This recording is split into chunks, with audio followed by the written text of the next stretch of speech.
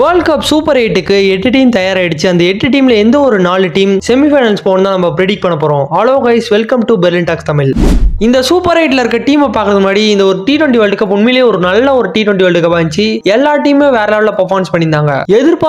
எதிர்பாருங்கன்ற மாதிரி தான் சில எதிர்பாராத விஷயங்கள் நடந்துச்சு. ஆஸ்திரேலியா மாதிரி இருக்க ஒரு மெகா டீம் இந்த சூப்பர் 8 கூட வர முடியாம போயிடுச்சு. ஆப்கானிஸ்தானோட ரொம்பவே ஹார்ட் ஒர்க் பண்ணியிருந்தாலும் அவங்களால சூப்பர் 8க்கு வர முடியாம போயிடுச்சு. உண்மையிலே இந்த 2026 வேர்ல்ட் கப் ரொம்பவே சர்ப்ரைஸா இருந்துச்சு. அது மட்டும் இல்லாம எல்லா டீமோட பெஸ்ட் பெர்ஃபார்மன்ஸையும் பார்த்தோம். ஓகே, அந்த சூப்பர் 8ல 2 குரூப்பா பிரிஞ்சிருக்கு. அது எந்தெந்த குரூப்னு பார்க்க போனோம். First group A. இந்த குரூப் ஏல எந்தெந்த டீம் இருக்குன்னா இந்தியா, சவுத் ஆப்பிரிக்கா, ஜிம்பாப்வே மற்றும் வெஸ்ட் இண்டீஸ். அடுத்தது இந்த குரூப் பி. இந்த குரூப் பில எந்தெந்த டீம் இருக்குன்னா பாகிஸ்தான் இருக்கு, நியூசிலாந்து இருக்கு, ஸ்ரீலங்கா இருக்கு மற்றும் இங்கிலாந்து. இந்த 4 டீம் தான் குரூப் பில இருக்காங்க.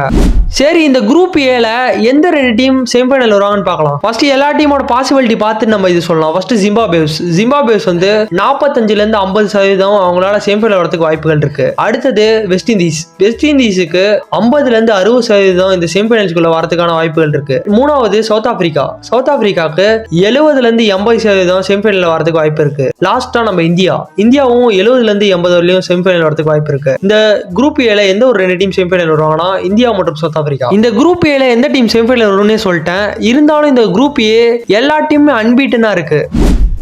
இப்போ குரூப் பி. இந்த குரூப் பில எந்தெந்த டீம் இருக்கு நம்மளுக்கு தெரிஞ்சிச்சு. ஃபர்ஸ்ட் ஒவ்வொரு டீம்ல இருந்து வரேன். ஃபர்ஸ்ட் பாகிஸ்தான் ஒரு நல்ல டீம் தான். இந்த பாகிஸ்தான் எவ்வளவு பாசிபிலிட்டி இருக்குன்னா செமிஃபைனல் வரதுக்கு 50ல இருந்து 60% இருக்கு. ரெண்டாவது ஸ்ரீலங்காவுக்கும் பாசிபிலிட்டி அதே தான், 50ல இருந்து 60% இருக்கு. மூணாவது நியூசிலாந்துக்கு 70ல இருந்து 80% செமிஃபைனல் வரதுக்கு வாய்ப்புகள் இருக்கு. நாலாவது இங்கிலாந்துக்கும் 50ல இருந்து 60% தான் வாய்ப்புகள் இருக்கு. இந்த ஒரு குரூப்ல யாரு செமிஃபைனல் வருவாங்கன்னு சொல்றதே ரொம்பவே கஷ்டம். என்னோட பிரிடிக்ஷனுக்கு நியூசிலாந்து மற்றும் ஸ்ரீலங்கா வருவாங்க தோணுது.